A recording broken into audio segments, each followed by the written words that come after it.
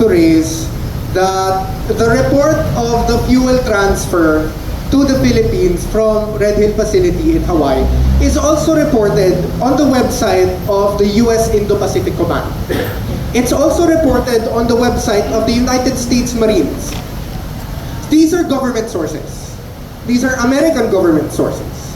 And I don't think American government sources will be releasing any kind of public information regarding fuel transfer if the decision to transfer was still being decided. Na-decision na to. Kaya naglabas na sila ng press release dun mismo sa website ng US Indo-Pacific Command at ng United States Marines. Tapos tayo nakatanga. Sorry? Tapos tayo nakatanga mga ginawang bomba. No reports from us yet, I think.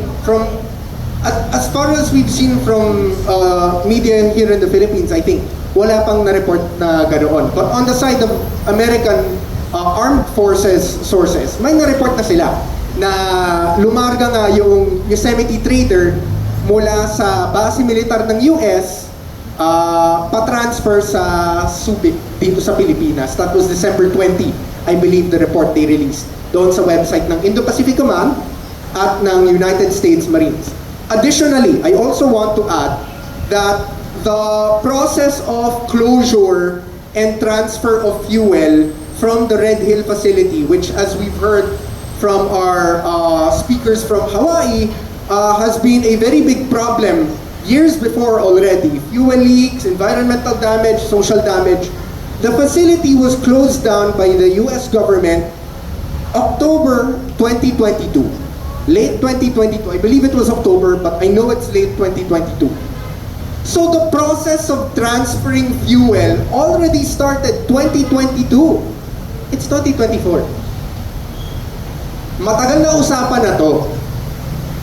The whole of 2022, I don't think there was ever a report from the Philippine government, from Philippine insiders with, government policy, etc., etc., na merong fuel transfer from the Red Hill facility ng naval fuel from the Red Hill facility here to the Philippines for the duration of the latter months of 2022, kabuuan ng 2023, and then now that we're in 2024, ngayon lang natin nalaman bigla from our friends from Hawaii who are fighting the environmental and social damage of the Red Hill facility na merong ganitong transfer papasok ng Subic.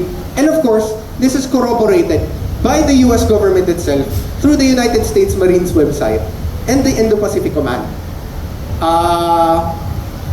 Ang approach nila dito sa fuel transfer ay hati-hati. So parang apportioned yung delivery ng fuel.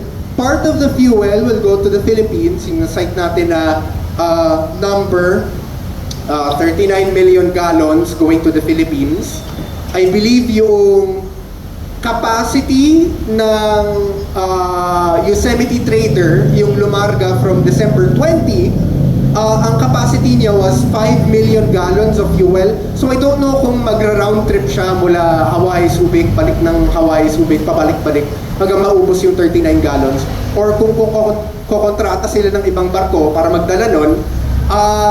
But some of the fuel is not just going to the Philippines, it's also going to countries like Japan, which we know is a close key American ally here in the Asia Pacific.